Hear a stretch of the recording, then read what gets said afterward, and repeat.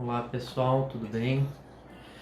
Estamos vindo então em mais esse terceiro vídeo da nossa série abordando o caso do João de Deus, à luz da espiritualidade, para neste vídeo darmos o enfoque de uma análise crítica ou de uma análise criteriosa, né, em relação ao documentário Em Nome de Deus, que foi exibido pela Rede Globo em canal aberto, o primeiro episódio, e o somatório dos 6 episódios pela Globoplay.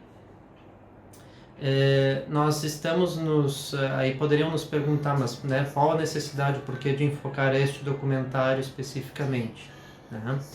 A questão é que nós tivemos uma participação neste documentário, que vai aparecer lá pelo quarto e quinto episódio, né? No final do quarto episódio há uma chamada em que a gente já aparece fazendo uma fala, e depois no quinto episódio então tem um momento em que é focada a nossa fala.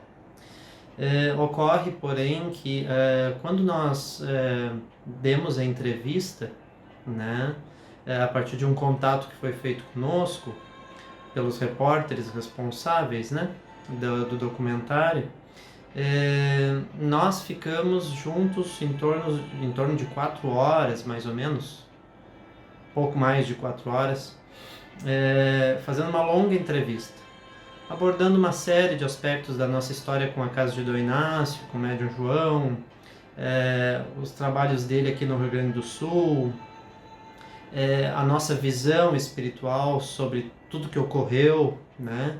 E sobre uma série de perguntas polêmicas que até hoje, né, vamos dizer assim, povoam a nossa mente sobre o assunto. E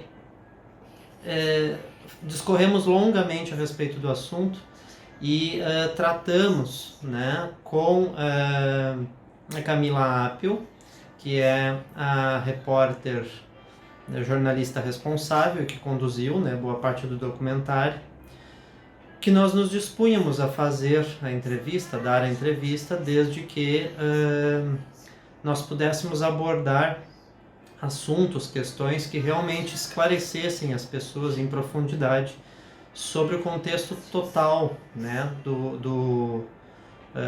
da situação, e não apenas dar um enfoque mais marcadamente criminalista ou com um viés de dar ênfase, né, vamos por assim dizer, ao aspecto criminoso, às atitudes imorais, né, sem a questão do jogar pedra. O nosso foco não era nem acusar e tampouco absolver ou defender, né? O nosso foco era esclarecer tudo que envolvia a espiritualidade por trás deste evento e que lições, que aprendizados nós podemos tirar a partir disso para as nossas vidas, né? Fazendo com que a espiritualidade também sobrevivesse no coração das pessoas, apesar de travarem contato com tantas denúncias, com tantos descalabros, né, que se tomou conhecimento publicamente. E quando nós assistimos ao documentário na íntegra, nós vimos que desse total de 4 horas e meia, isso se reduziu aí, para efeitos do documentário, a 4 minutos e pouco, 5 minutos da nossa fala. E a nossa fala conseguiu ter um encaixe dentro da abordagem que o documentário deu, especificamente para esclarecer ou ajudar a entender os motivos pelos quais o João não retornou ao Rio Grande do Sul, né? Não continuou nos trabalhos da Casa de Três Coroas, Associação Casa de Dom Inácio Sul. No entanto, né, vamos dizer que essa foi a mínima parte da nossa participação. Essa foi, vamos dizer assim, a fala talvez menos relevante de toda a mensagem, de todo o conteúdo que eu me dispus trazer nessa entrevista, com o objetivo de elucidar, com o objetivo de esclarecer. Então, em razão disso e de o enfoque do documentário ter sido profundamente investigativo, né? E trazendo à tona todos os elementos das denúncias e dando voz às vítimas, etc. Mas ficou mais neste cunho, né, de declaração das situações todas que rolavam nos bastidores, né,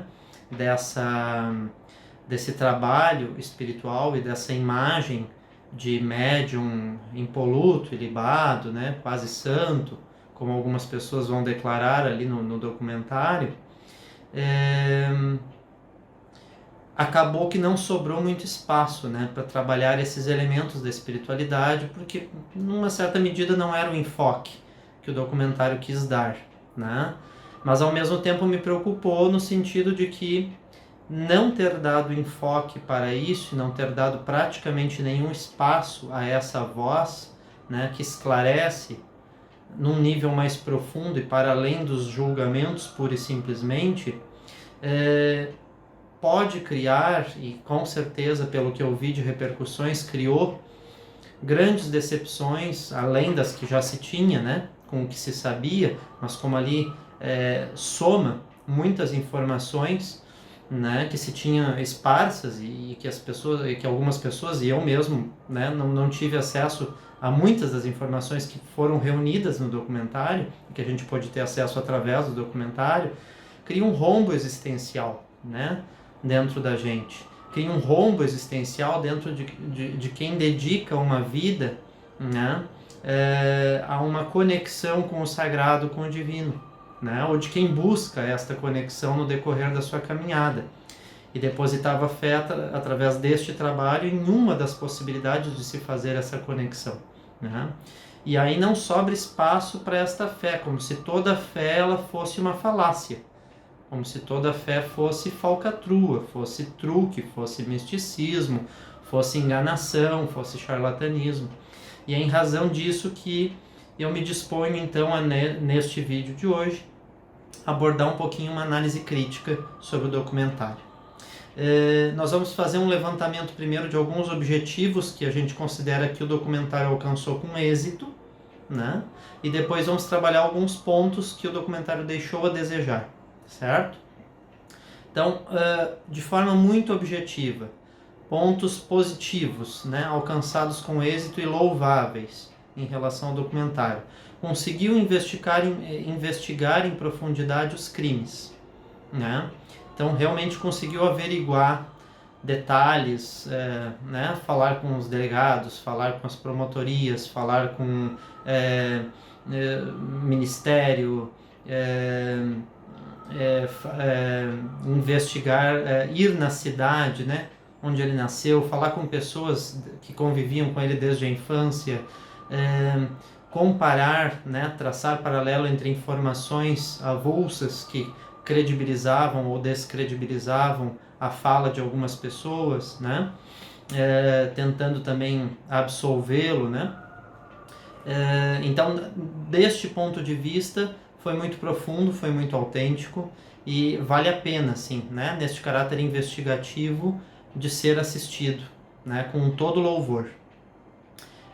Conseguiu comparar épocas da vida do João e remontar, né, reestruturar a sua trajetória e o que o tornou conhecido, até ter grande destaque como pessoa ilustre que se tornou na sociedade e também como médium, né? A autoridade que ele foi ganhando com este nome e com a carreira construída, né, muito a partir do seu trabalho espiritual. Depoimentos favoráveis e contrários ao João e a sua integridade moral, né? Achei interessante que o documentário deu espaço para que pessoas falassem a favor e para que pessoas falassem contra, né? E dessem também o seu testemunho das experiências dolorosas que viveram, ouviu, né, a contador do João para entender não só o processo das finanças, mas os bastidores de como tudo se estruturou para ele adquirir também toda uma fortuna, etc. Os artifícios para ter pessoas o apoiando e sustentando a sua segurança, né, vamos dizer assim, e permitindo que ele pudesse adquirir cada vez mais alcance nos meios em que ele transitava, né, sem que, vamos dizer assim, algumas coisas fossem declaradas antes, né, e se passasse tanto tempo, né, sem que isso viesse à tona com a força como veio agora, certo? Então, ou foi possível ver os dois lados, né, da moeda, vamos dizer assim, e as pessoas tirarem as suas conclusões, tanto a partir de quem estava defendendo, como a partir de quem estava acusando ou contemporizando, né? Também foi muito interessante a possibilidade que o documentário deu de dar voz às vítimas e às suas experiências traumáticas, né?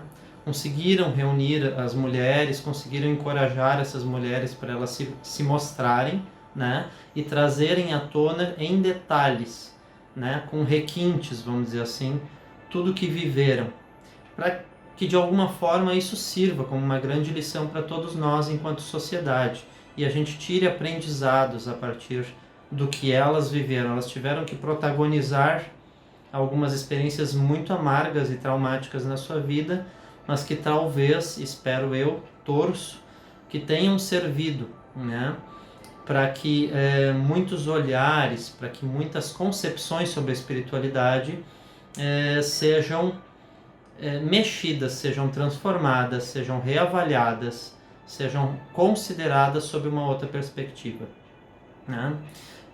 Também foi interessante o fato de poder identificar padrões de comportamento criminoso com as vítimas, né?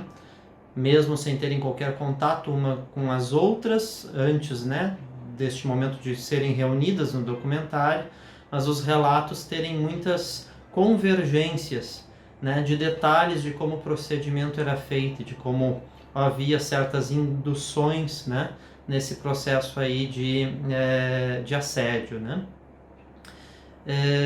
O que nos permite também tirar determinadas conclusões, ou pelo menos avaliar o comportamento psicológico, mental, emocional do nosso irmão João. E aí digo irmão em humanidade, né? Neste sentido, irmão João. Tornar públicos, através dos relatos das vítimas, também os argumentos espirituais de que ele se utilizava ou de que a casa muitas vezes se utilizou para justificar determinados atos, né? Vai aparecer num determinado episódio, inclusive, a fala de um dos representantes da casa, que era o braço direito do João, hoje já desencarnado, Chico Lobo.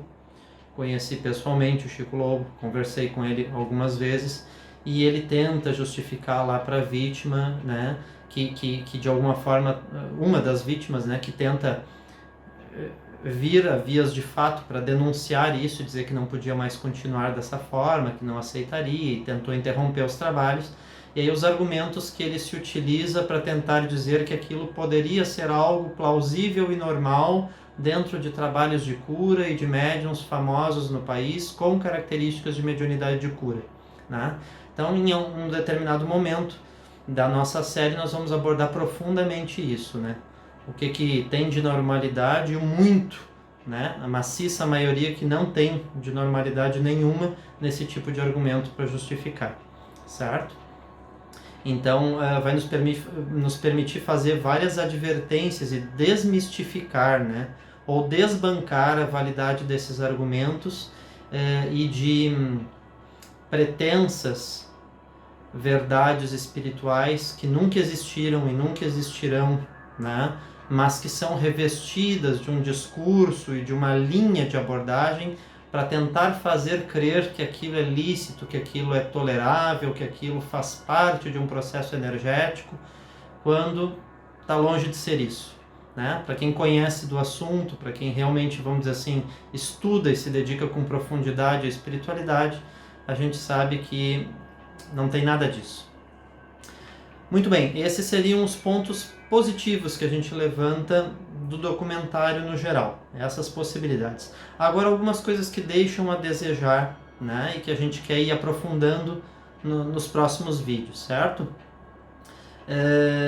Retomando o que a gente falou no início, né, descredibiliza o documentário de alguma forma, pela maneira como conduz o processo investigativo e dá ênfase a isso, acaba descredibilizando quase que por completo a validade ou a autenticidade de qualquer fenômeno mediúnico, né?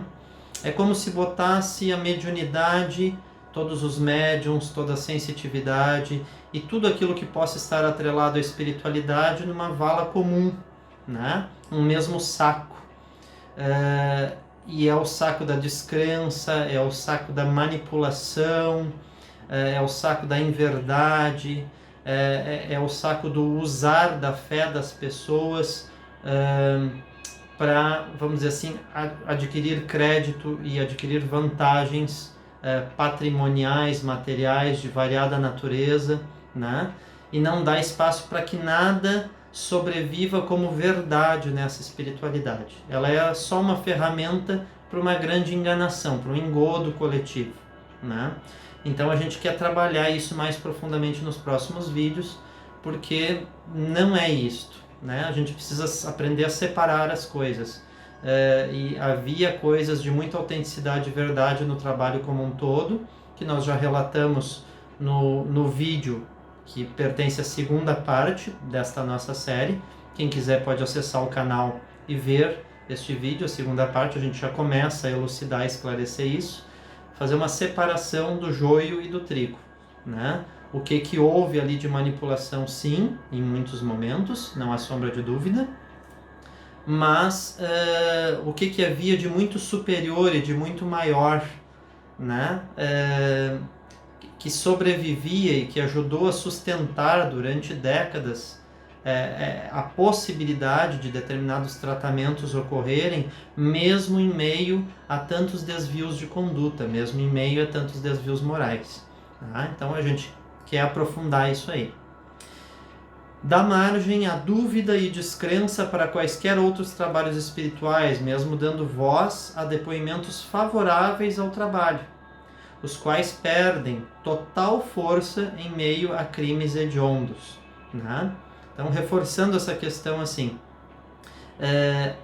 há no documentário vários depoimentos favoráveis ao trabalho e ao que se via e ao que se constatava ali presencialmente como inegável, né? Não havia como não ser, por inúmeros motivos, porque, como eu já citei no segundo vídeo, não se restringia somente à mediunidade dele através dele, né? Não se restringia só ao que acontecia por intermédio dele como canal. O trabalho tinha uma amplitude muito maior do que somente a figura do homem João Teixeira como médium. Então a gente precisa resgatar um pouco essas questões, porque para quem não viveu a história, para quem não participou dos trabalhos, para quem não testemunhou, não assistiu de perto, para quem não ajudou a instrumentar em cirurgia, como eu instrumentei, para quem não se submeteu a cirurgias visíveis, como eu me submeti, como muitas pessoas, amigas, parentes, né, colegas de trabalho, enfim, tiveram a oportunidade no decorrer desses anos de travar em contato e de testemunharem também isso. Para quem só, vamos dizer assim, toma contato com a história do João através do documentário, dos escândalos que vem a público na mídia, fica muito complicado, porque realmente não sobra nada, né? Não há espaço para sobrar alguma coisa do ponto de vista de sagrado e de fé. Então, mistura falência ética moral, né? O documentário dá espaço para que haja uma mistura entre uma falência ética e moral a charlatanismo, uma confusão, como se fossem a mesma coisa, né? Então, tipo assim, se não é uma pessoa idônea, se não é uma pessoa íntegra em todos os seus atos, se é deflagrada como corruptível e como falível em uma série de procedimentos, então tudo que se viveu durante 47 anos, 50 anos, nem sei exatamente quantos anos, mas próximo de 50 anos, pelo menos, de trabalho, então nada que foi vivido ali era verdadeiro, nada que foi vivido ali é autêntico, tudo foi uma grande enganação, foram milhares de pessoas no Brasil e no mundo sendo somente enganadas durante todos esses anos. Mentira.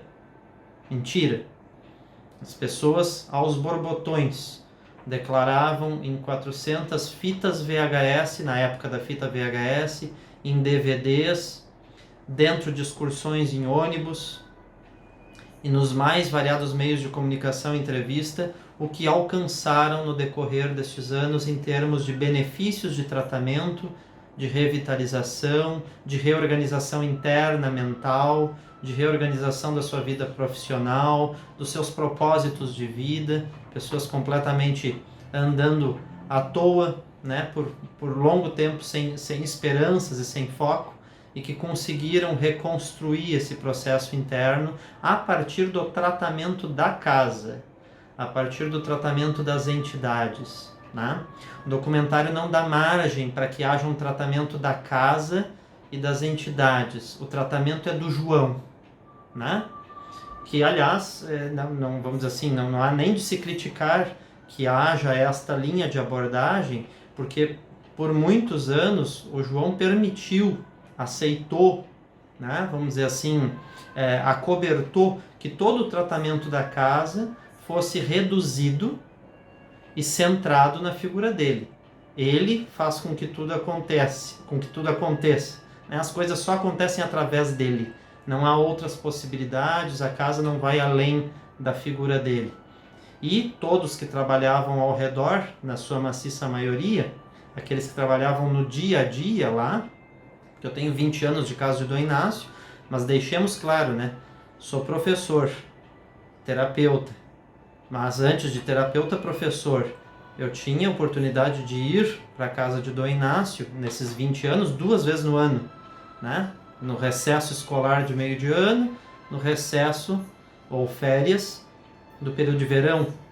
Em todas as vezes que ele vinha ao Rio Grande do Sul, que daí pegava fins de semana, eu conseguia, fora dos horários da minha carga horária de trabalho, ir aos trabalhos, participar e ajudar, né? Aí 3, 4 vezes no ano, dependendo. Então são 20 anos neste contexto, não 20 anos no dia a dia, 20 anos todas as semanas, todos os 3 dias da semana de trabalho da casa, né? Não é neste nível de acompanhamento que eu pude. E os que tinham essa condição, ou porque moravam lá, ou porque se mudaram para lá, né? Muitos sustentavam essa imagem, né? Faziam questão de sustentar, mesmo sabendo muitas vezes de muitos desses processos, né? Mas acobertando declaradamente, né? Até porque também tinham as suas vantagens, não que todos trabalhassem lá só para tirar vantagens, mas uma maciça maioria sim, né? Infelizmente, e ele fez questão de se cercar de pessoas deste quilate para dar suporte à estrutura toda, que faziam com que realmente parecesse que o trabalho era todo centrado exclusivamente na figura dele. Não há entidade sem João, não há casa de Dom Inácio sem João, né? Havia casa de Dom Inácio sem João quando ele ia para o exterior.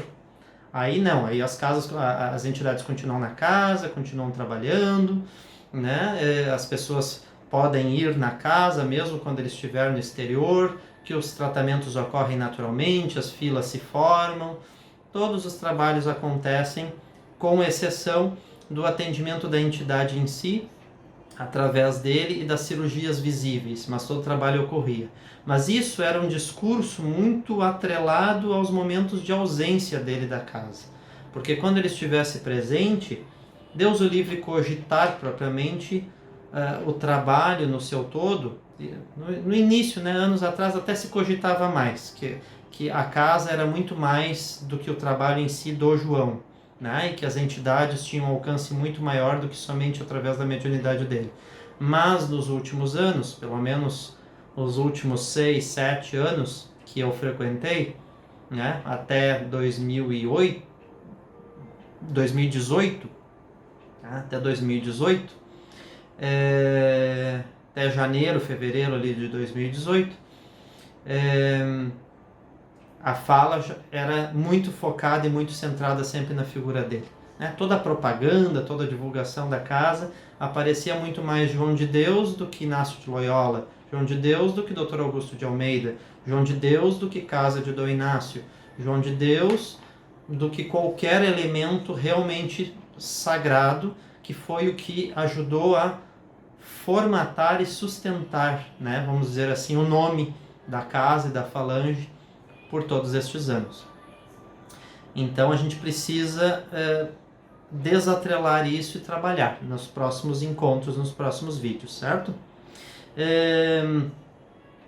Também uma falha que eu considero deste documentário é submeter procedimentos espirituais cirúrgicos à apreciação médica, no caso do Dr. Drauzio Varela, ok, muito conceituado dentro da área da medicina, tem toda a sua fama, tem todo o seu valor como um profissional médico, né? Mas submeter procedimentos espirituais cirúrgicos, cenas, não a vivência dos procedimentos espirituais cirúrgicos junto, na hora, ao vivo e a cores, né? Nas cenas dos procedimentos, há alguém que é da área médica, mas desprovido de todo e qualquer conhecimento técnico sobre o tema espiritualidade, né? Sem ter investigado presencialmente os fatos. Então ele tem a medicina dos homens como base de trabalho dele e como parâmetro de análise. Mas se não é um médico que tem uma abordagem no exercício da sua arte médica, com perspectiva e com alcance de investigação e de estudo técnico-científico da mediunidade à luz da ciência médica, da espiritualidade à luz da ciência médica, que base é esta para conseguir avaliar cenas e dizer se aquilo é truque, se aquilo é indução hipnótica, né? Se aquilo é falsidade ou charlatanismo de qualquer natureza. Então, neste aspecto, achei muito leviano, né? Poderia ter muito mais profundidade a avaliação do Marcel Souto, que é um jornalista que aparece no documentário com embasamento e estudo aprofundado de anos e anos a fio em espiritismo e espiritualidade como um todo, né? Mas ele vai ter muito mais respaldo, porque ele mergulha nas leis que fundamentam a espiritualidade e aí casa com as leis humanas, né? Com as leis vigentes na nossa sociedade. Então, teria um alcance muito maior para analisar o fato e o fenômeno. Assim como nessa perspectiva, a caminhada que eu trago de 30 anos com espiritualidade, e muito do que foi falado também na minha entrevista durante 4 horas, daria muito mais base, e não que eu esteja puxando a brasa para o assado, dizendo assim, por que eu não apareci mais tempo no documentário? O foco não é dar ênfase e reclamar que eu apareci pouco. O foco é que de tudo que eu falei, a parte que foi enfatizada para o documentário, que foi simplesmente explicar por que o João não via mais para o Rio Grande do Sul, é a menos significante de tudo que foi dito, né? É aquela que tem uma mensagem menos valiosa para a sociedade, para a humanidade, para o entendimento sobre essas relações espírito-matéria, inclusive sobre os percalços que estas relações podem oferecer, né? E isso não houve espaço de ser desenvolvido no decorrer do documentário. Então, chamo criticamente a atenção aí para este aspecto, né? Foi meio leviano permitir que a abordagem fosse somente com esse cunho médico para descredibilizar por completo qualquer ato mediúnico, qualquer intervenção espiritual, qualquer tipo de fenômeno de efeito físico com cirurgias, com curas, tudo vai por água abaixo, pelo ralo, como se fosse um esgoto, né? Sem possibilidade de ressalvar nada de bom na história. Então esse é o ponto que eu enfatizo. E por último, né, reduzem espíritos e a mediunidade a produtos de uma fé religiosa cega e fanatizada, né? Reforçando, na verdade, o que a gente já falou. Então esses são os pontos que a gente precisa reavaliar e que eu proponho que a partir dos nossos próximos encontros, nos próximos vídeos, a gente se disponha a juntos refletirmos mais profundamente sobre essas questões. Vou tentar ir trazendo episódios, né, e falas dos episódios, episódio 1, episódio 2, falas de alguns personagens ali presentes, ora guias, ora artistas, ora repórteres, ora vítimas, né? Vou pegando a fala das pessoas e vou trazendo à tona essas falas e nós vamos fazendo uma análise, né, uma exegese, né, detalhada das interpretações possíveis e do que, vamos dizer assim, é mais lícito e adequado de se entender através dessas falas, ou do que nós devemos repensar e considerar sob um prisma um pouco mais amplo, né? E não tão dogmático ou tão estreito, né? no grau de alcance que essas falas podem ter, certo? E acho que com isso aí nós vamos cumprindo o nosso papel de elucidadores ou educadores de consciência, que é o trabalho que nós nos dispusemos a realizar no decorrer desta vida, desta jornada. Muito obrigado então pela atenção de todos e nos vemos no nosso próximo vídeo. Um abraço a todos e fiquem na paz de Deus.